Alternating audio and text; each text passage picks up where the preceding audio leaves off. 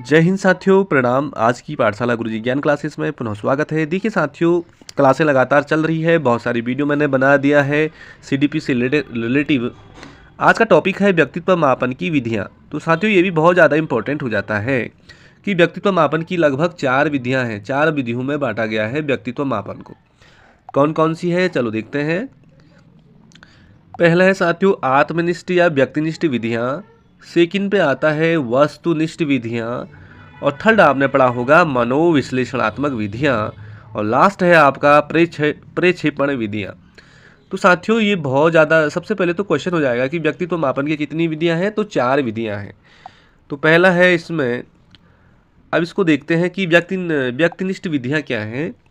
तो इन विधियों में आत्मकथा विधि, साक्षात्कार विधि, व्यक्ति इतिहास विधि, प्रश्नावली विधि आती है व्यक्तिनिष्ठ विधियां में। थोड़ी और आगे चलते हैं। दूसरा है आत्मकथा विधि नंबर 1। तो विलियम वुंट तथा टीचनर इस विधि के प्रवर्तक हैं। विलियम वुंट हो गया और टीचनर ने आत्मकथा विधि के ये प्रवर्तक हैं। इस विधि में परीक्षक विद्यार्थी के व्यक्तित्व का परीक्षण करने के लिए एक शीर्ष देता है और उसे कहता है कि इस शीर्ष को ध्यान में रखते हुए वह अपने जीवन से संबंधित इतिहास लिखे। विद्यार्थी के द्वारा लिखे गए इतिहास के माध्यम से उसके व्यक्तित्व का मूल्यांकन किया जाता है। तो ये बात है उसमें। सेकंड पे चले हम, तो साक्षात्कार विधि दूसरा। यह विधि अमेरिका से प्रारंभ हुई। इस विधि में परीक्षक व परीक्षार्थी आमने सामने होते हैं। साक्षात्कार इंटरव्यू में परीक्षक परीक्षार्थी को प्रश्न पूछता है और परीक्षार्थी उन प्रश्नों के उत्तर देता है।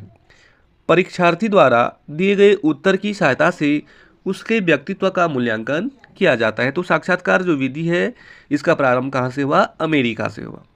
चलते हैं थर्ड पे। यहाँ पे लिखा साथियों व्यक्ति इतिहास विधि। इस विधि को टाइडमैन द्वारा प्रतिपादित किया गया। तो व्यक्ति इतिहास विधि टाइडमैन ने दिया।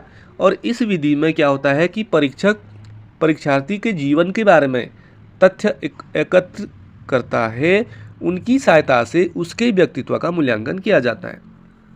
यह विधि निदानात्मक पर भी आधारित है और सामान्य बालकों का निदान इसी विधि से किया जाता है। देखिए, क्वेश्चन आ सकता है कि जो सामान्य बालकों का जो निदान किस विधि द्वारा किया जाता है, तो व्यक्ति इतिहास विधि आपको याद रखना है।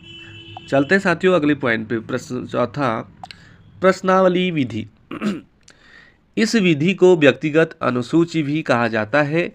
वुडवर्थ द्वारा सबसे पहले पर्सन डाटा इन्वेंट्री का निर्माण किया गया। इस विधि में परीक्षक द्वारा प्रश्नों की एक सूची तैयार की जाती है।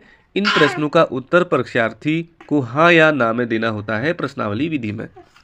चलते साथियों अगला, वस्तुनिष्ठ विधियाँ। तो पहला है निरीक्षण विधि। इस विधि को बाहर दर्शन विधि व सार्वभौमिक विधि के नाम से भी जाना जाता है। और निरीक्षण विधि के जो प्रवर्तक हैं वो हैं वाटसन है। इस विधि में परीक्षार्थी के व्यवहार का भिन्न भिन्न परिस्थितियों में अध्ययन किया जाता है। आपको याद रखना है कि निरीक्षण विधि का जो प्रवर्तक है वो वाटसन है। अगले हैं साथियों बहुत ज़्यादा इम्पोर्टेंट, समाज मिति विधि। यह विधि जेएल मोरेनो के द्वारा दी गई। समाज मिति जो विधि है जेएल मोरेनो द्वारा दी गई। इस विधि में परीक्षार्थी से संबंधित सामाजिक प्रश्न समाज के व्यक्तियों से पूछे जाते हैं। अगला है थर्ड कि क्रम निर्धारण मापनी। तो धरण मापनी विधि में क्रम निर्धारण मापनी के माध्यम से व्यक्तियों के आंकड़ों एकत्र करके परीक्षार्थी के बारे में निष्कर्ष निकाला जाता है। ये ज़्यादा उतना इम्पोर्टेंट नहीं है। अगला है शारीरिक परीक्षण विधि। इस विधि में व्यक्ति की शारीरिक जांच करके निष्कर्ष निकाला जाता है। इस विधि का उपयोग पुलिस, वायुसेना, थल सेना, जल सेना की शारीरिक दक्षता परीक्षा के समय किया जाता है, शारीरिक परीक्षण विधि का। अगला है साथियों बहुत ज़्यादा इम्पोर्टेंट कि मनोविश्लेषणात्मक विधि। इनके जो प्रवर्तक हैं सिगमंड फ्राइड है और इन्होंने 2 विधियाँ दी। नंबर 1 दिया स्वतंत्र शब्द साहचर्य परीक्षण। क्वेश्चन आ सकता है कि स्वतंत्र शब्द साहचर्य परीक्षण किसने दिया? तो सिगमंड फ्राइड ने दिया। किस विधि के अंतर्गत आता है? ये मनोविश्लेषणात्मक विधि के अंतर्गत। सेकंड है स्वप्न विश्लेषण। तो आपको दोनों याद रखना है, स्वतंत्र शब्द सहचर्य परीक्षण और स्वप्न विश्लेषण। अगला है साथियों इम्पोर्टेंट, प्रेक्षण विधियाँ। तो प्रेक्षण शब्द का सबसे पहले प्रयोग सिगमंड फ्राइड ने किया। प्रेक्षण का अर्थ होता है अपने विचारों, बातों एवं कमियों को अन्य व्यक्तियों या पदार्थों के माध्यम से व्यक्त करना। प्रेक्षण वह प्रक्रिया है जिसमें प्रत्येक व्यक्ति के भावों, विचारों, भावनाओं, संवेगों, स्थायी भावों एवं आंतरिक भागों का अन्य व्यक्तियों या बाहरी जगत के माध्यम से सुरक्षात्मक रूप प्रस्तुत किया जाता है। अगला चलते हैं साथियों, अब यहाँ पे चलते हैं, इसमें आता है एक स्याही धब्बा परीक्षण, आपने सुना होगा। तो इसका निर्माण किया हरमन रूसा ने 1921 में। 1921 में हरमन रूसा ने स्याही धब्बा परीक्षण दिया और इसमें जो प्रयुक्त कार्ड होते हैं उनकी संख्या 10 होती है। 10 कार्ड में 5 कार्ड काले व सफ़ेद स्याही के धब्बे वाले होते हैं। 5 कार्ड तो होते हैं उसमें काले व सफ़ेद स्याही के धब्बे, और 5 कार्ड में होते हैं डिफरेंट कलर, विभिन्न भिन्न रंग होते हैं। और बालकों को कार्ड दिखाकर पूछा जाता है कि इनमें से कौन सी आकृति दिखाई दे रही है। तो ये है स्याही धब्बा परीक्षण, हरमन रूसा 1921। 10 कार्ड होते हैं, 5 कार्ड काले व सफ़ेद स्याही के धब्बे होते हैं, 5 में अलग अलग रंग होते हैं। अगला है साथियों, है यहाँ पे प्रासंगिक अंतर्बोध या प्रसंग आत्मबोध परीक्षण, जिसको टाट भी कहते हैं। इसका निर्माण किया साथियों मार्गन व मोरे ने 1935 में। और TAT परीक्षण में 30 कार्ड होते हैं और प्रत्येक कार्ड पे क्या होता है, चित्र होता है।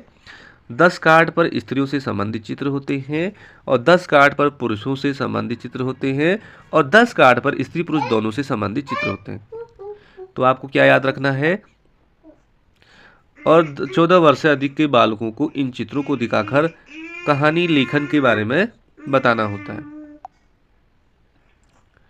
अब थोड़ी और देखें हम, तो हमने क्या कहा कि इसमें 30 कार्ड होते हैं, 10 कार्ड स्त्री के, 10 कार्ड पुरुष के और 10 कार्ड दोनों को मिलाकर के स्त्री पुरुष के होते हैं। और 14 वर्ष से अधिक के बालकों को इन चित्रों को देखकर कहानी लिखने के लिए कहा जाता है। फिर देखें हम, ये तो हो गया है। अगला चलते हैं साथियों, अगला है बाल संप्रदाय या बालकों का बोर्ड परीक्षा, जिसको CAT बोलते हैं, CAT।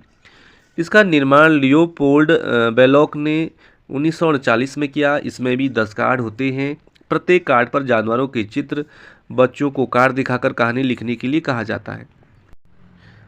और लास्ट है वाक्य पूर्ति परीक्षण। इसका निर्माण पाइन व टेंडलर द्वारा 1930 में किया गया। इसमें अधूरे वाक्य को पूरा करना होता है। तो ये थे साथियों आज के व्यक्तित्व परीक्षण से रिलेटिव ये टेस्ट। तो आपको भी अच्छे लगे होंगे, जानकारी इसी वीडियो में पूरी हो गई। कार्ड कितने हैं, क्या क्या हैं, ये सब आपको याद रखना है। धन्यवाद, नमस्कार।